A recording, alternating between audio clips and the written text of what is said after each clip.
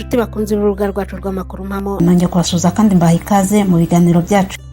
Kuri channel yacu muzajya mukurikiranaho ibiganiro bitandukanye, harimo inkuru z'abanyapolitike b'ibyamamare, inkuru z'abahanzi b'ibyamamare, ndetse n'ibiganiro bitandukanye bigaruka ku buzima rusange bw'abaturage ndetse na politike.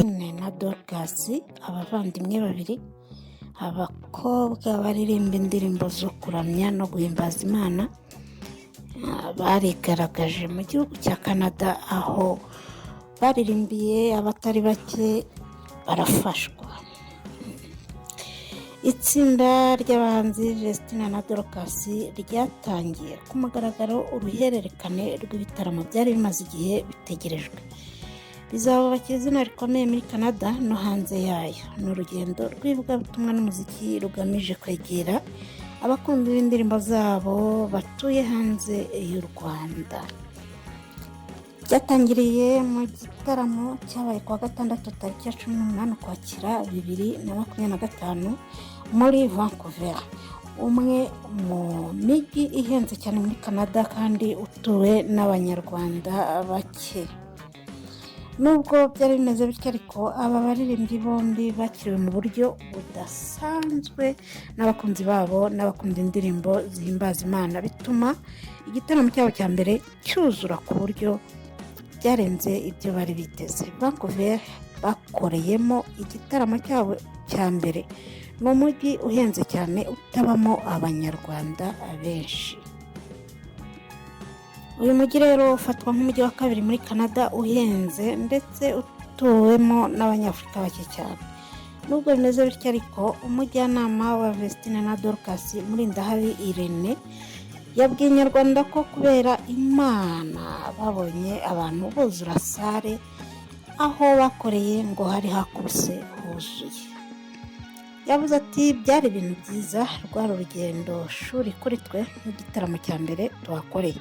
Abantu b'inaha nubwo baba baje bafite umwanya muto ariko ubona ko banyotewe no gutarama. Ni ubwa mbere bari babonye Justina na Dorcas, byari byiza cyane. Yavuze ko muri iki gitaramo Justina na Dorcas bahuriye ku rubyiniro n'umuramyi Adrien Misigaro.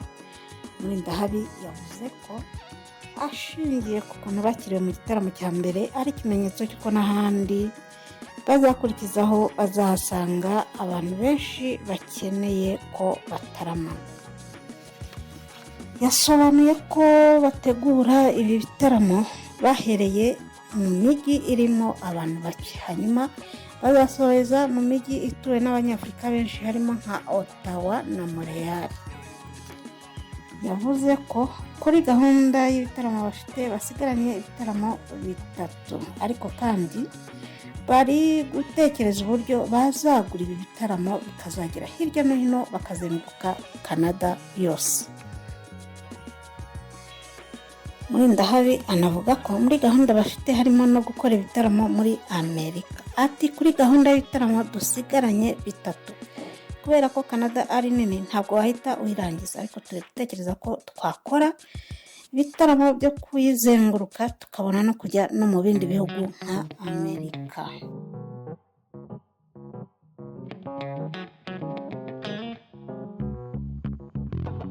Murindahabi avuga ko ashingiye ku bwitabire bw'igitaramo cyabo cya mbere babwiwe ko ari bo bantu ba mbere babashije gukorera igitaramo muri Vancouver bakabona abantu, kuko ubundi abantu benshi barabizi ko muri Vancouver bigoye kubona abantu baza mu gitaramo kuko bigoranye. Justina na Dorcas rero baririmbye indirimbo zabo zikunzwe cyane, dore ko hafi ya zose zikunzwe. Hanyuma abakunzi babo nabo bakabafasha ku rubyiniro, bakaza bakabasangayo bakaririmbana.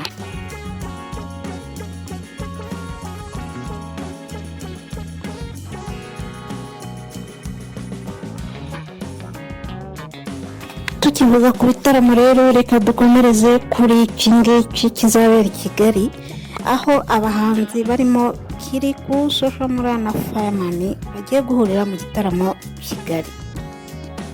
Abandi batanu barimo Kiriku Akili na Double J bo mu gihugu cy'u Burundi ndetse n'umuraperi Fireman bahurijwe mu gitaramo cyiswe Harmony Africa kizaba ku itariki ya 8 Ugushyingo 2025.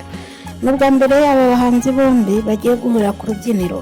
Kiriku Akili yaherukaga gutaramira abanyakigali mu gitaramo cyiswe Let Us Celebrate cyatewe inkunga na B1 Guinea cyabaye mu ijoro ryo kuri iki cyumweru tariki ya 19 Ukwakira 2025 kuri Mundi Center. Ni mu gihe Double J yaherukaga kugaragara mu bitaramo by'i Kigali ubwo yarimbaga mu gitaramo cy'umuhanzi Yago cyabereye muri Kigali mu Kuboza 2023. Iki gitaramo abahanzi bagiye guhuriramo kitezweho guhuriza hamwe impano nshya n'abahanzi bakomeye mu rwego rwo guteza imbere ubuhanzi bw'u Rwanda no gufasha urubyiruko kwidagadura no kwiyungura ubumenyi. Cyahujwe no gushyira akadomo ku cyumweru cyahariwe iterambere ry'abahanzi kizwi nka Harmony Africa Artist Development Camp. Ni igitaramo giteganyijwemo abahanzi bakomeye mu muziki nyarwanda barimo Soshomura, Fireman na Son Solist, Kiriku Akili na Double J hamwe n'impano nshya zatoranyijwe muri uyu mwiherero w'icyumweru wibanda kuzamura urubyiruko rufite impano n'inzozi zo kugera kure mu buhanzi. Iyi gahunda yatangiye yitabirwa n'abasaga 206 ariko impano 15 nizo zizahabwa amahugurwa yihariye azabera i Kigali, mu gihe abandi bazakomeza kwigira binyuze kuri murandasi no mu mazu y'urubyiruko bafatanyije mu mushinga. Nk'uko bisobanurwa na Irakoze Jean Marie washinze akaba anayobora Harmony Africa Foundation, intego si ugutegura ibitaramo gusa ahubwo ni ukurema urubyiruko rufite icyerekezo, imyitwarire myiza n'ubushobozi bwo guhanga udushya. Irakoze yaravuze ati turashaka ko iki gitaramo kiba ubutumwa. Ubuhanzi bushobora kuba imbaraga zihindura imibereho bukubaka urubyiruko rwiyubaha kandi rufite icyerekezo. Iki gitaramo cya Harmony Africa gitegerejwe nk'urubuga ruzafasha urubyiruko rufite impano kwerekana ibyo rushoboye rukigira ku banyamuziki bakomeye kandi rugahabwa amahirwe yo guteza imbere impano zabwo mu buryo bufatika.